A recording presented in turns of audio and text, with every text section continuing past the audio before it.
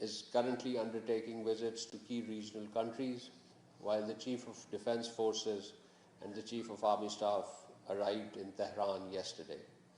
Collectively, these initiatives, these pursuits reflect our sustained efforts for peace and our commitment that these efforts are best advanced through dialogue and cooperation, and this has been a fact which has been acknowledged in diplomatic circles around the world for Pakistan's constructive and stable. These efforts are best advanced through dialogue and cooperation, and this has been a fact which has been acknowledged in diplomatic circles around the world for Pakistan's constructive and stabilizing contributions.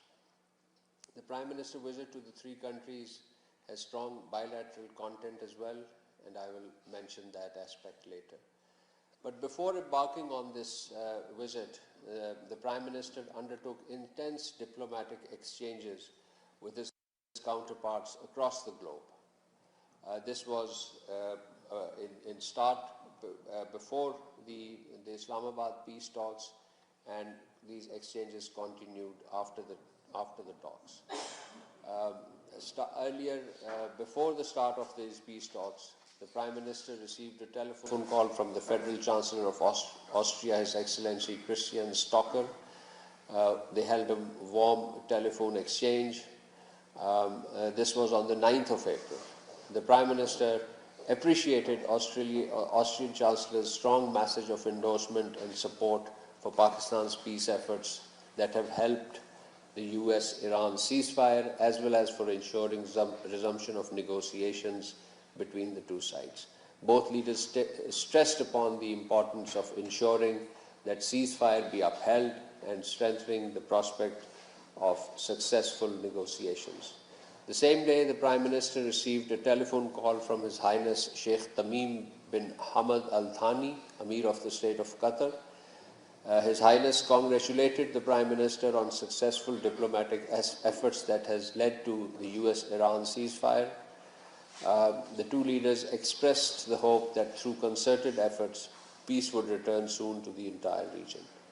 The same day, that is on the 9th of April, the Prime Minister received a telephone call from His Excellency Friedrich Merz, Chancellor of the Federal Republic of Germany.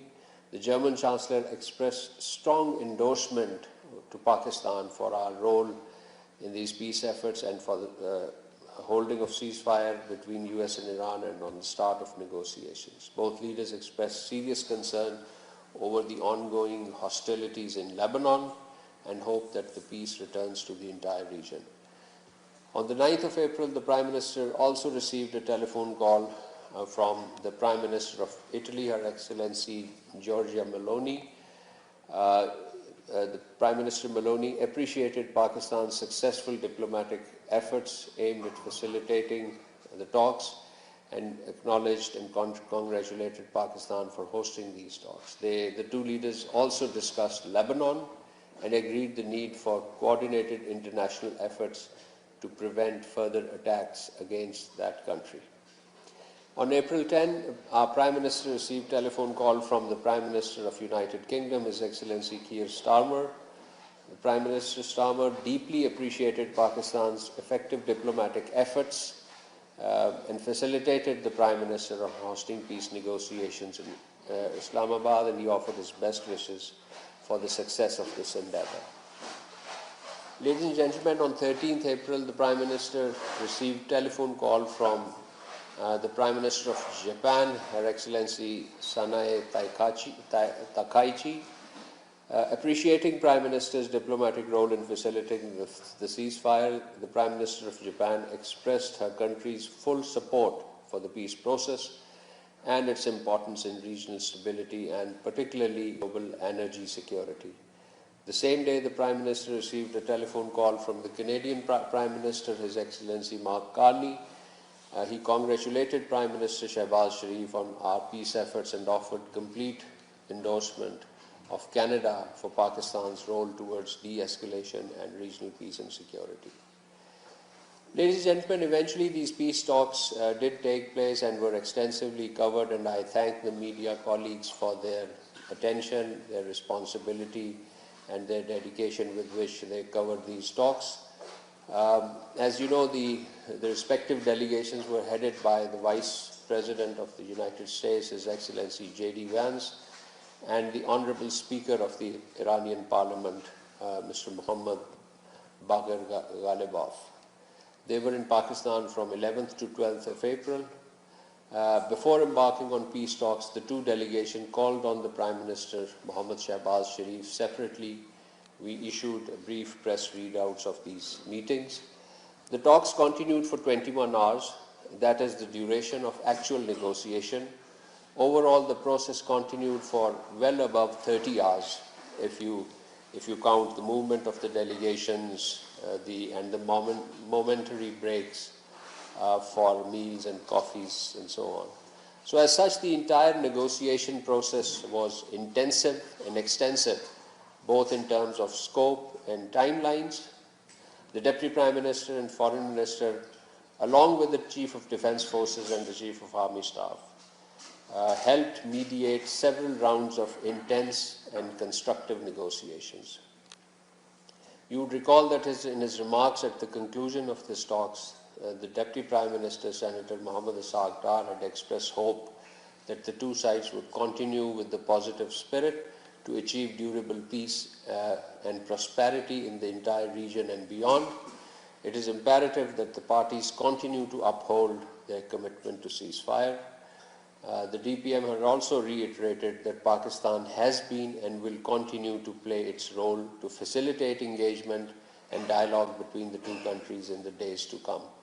And indeed, these words of the Deputy Prime Minister are being upheld now that our Chief of Defence Forces was in Iran yesterday, arrived in Iran yesterday, and our Prime Minister has embarked on a three countries visit.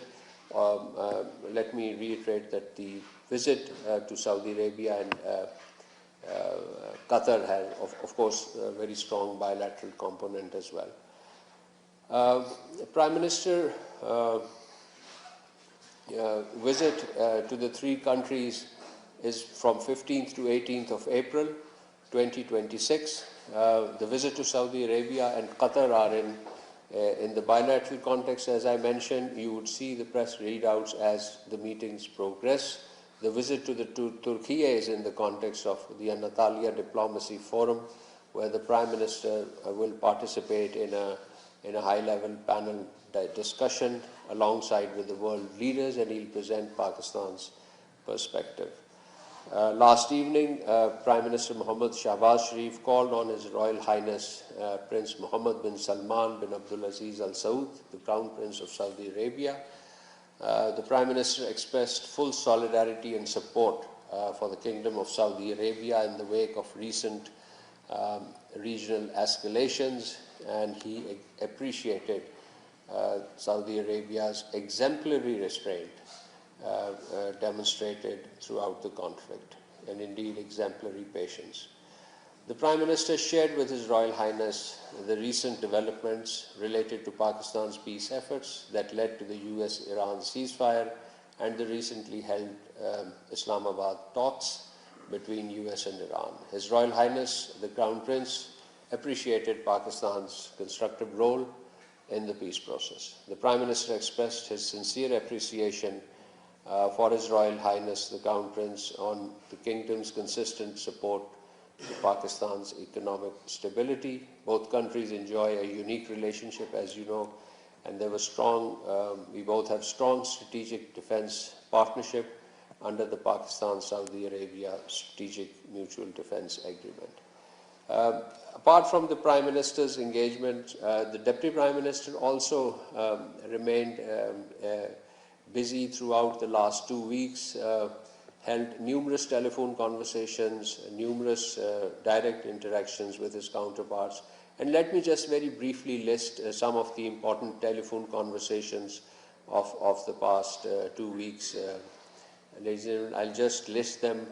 There was a common message of support for peace efforts and our advocacy for settlement of all outstanding disputes, as well as our mediatory efforts between the relevant countries. So on the April 2nd, the Deputy Prime Minister spoke with the Foreign Minister of Egypt, Turkey and Uzbekistan. On April 3, he spoke with the Foreign Minister of Saudi Arabia. On April 4th, he spoke with the Foreign Minister of Bahrain and Egypt. On 5th, he spoke with Iran and Saudi Arabia again.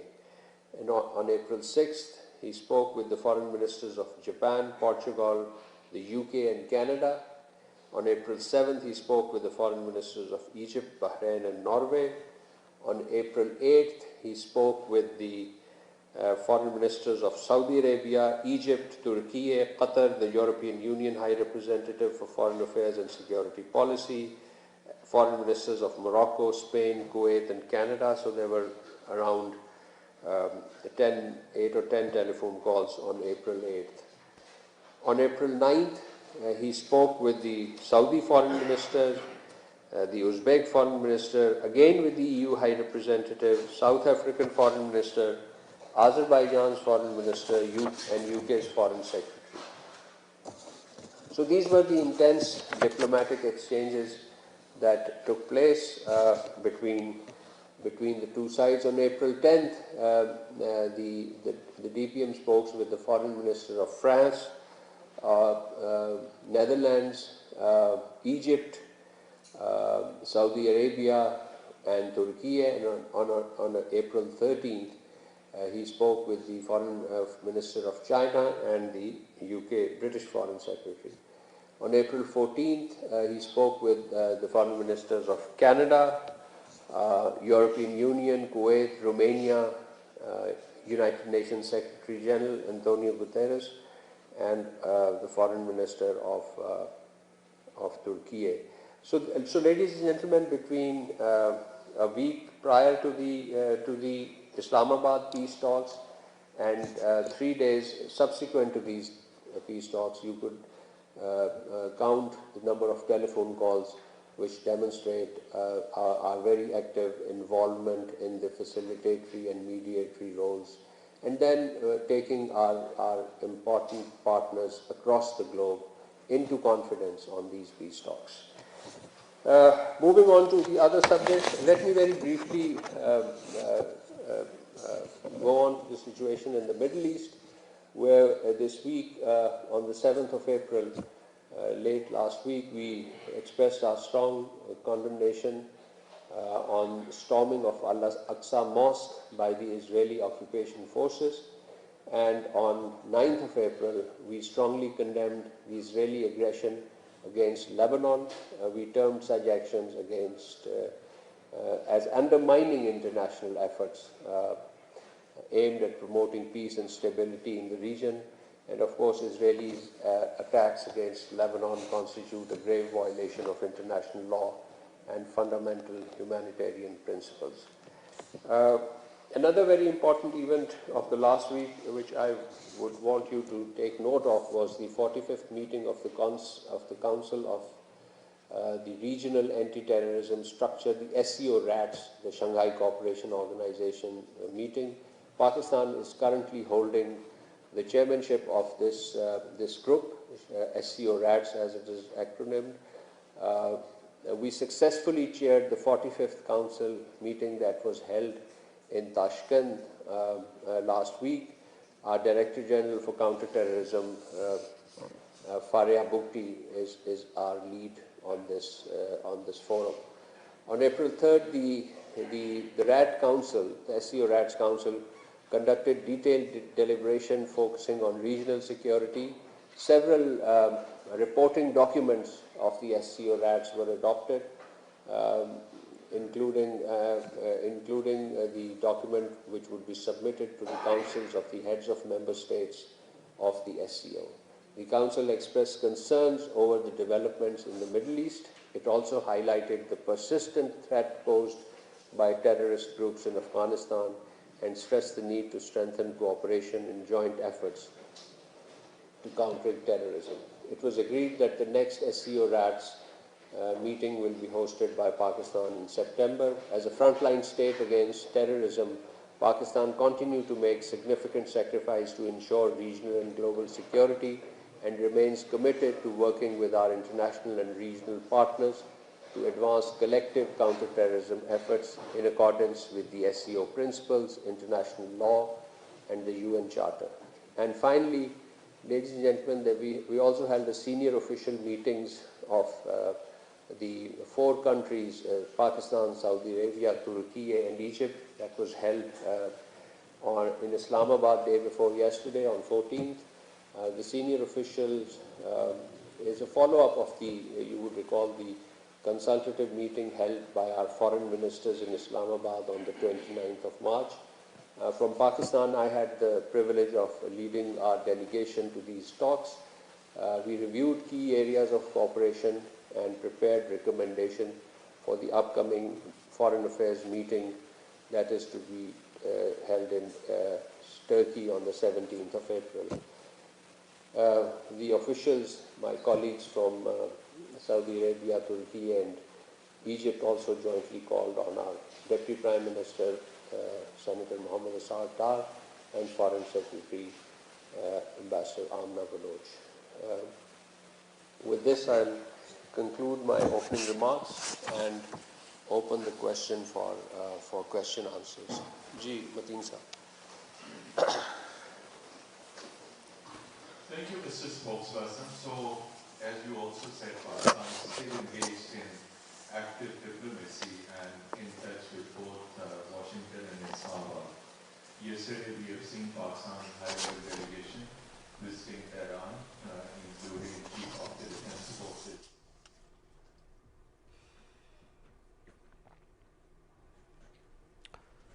Spokesperson of the Foreign Ministry of Pakistan, Tahir Hussain Andarabi, is giving his weekly press briefing at the Foreign Office.